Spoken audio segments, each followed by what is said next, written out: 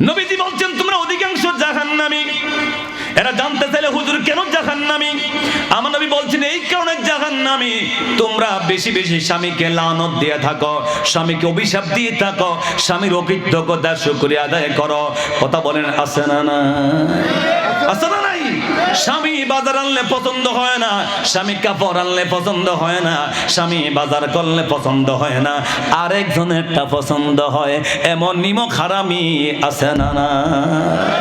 আছে না নাই? এই রক্ষিত পারা মনে কম আছে নাকি? আছে আছে নাকি?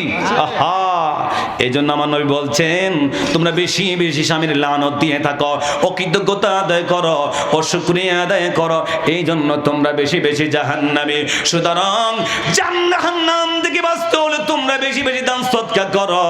ও মা বোনেরা, আমার নবীর ওসিয়ত এই বাণী আমার নবী নিজে দেখে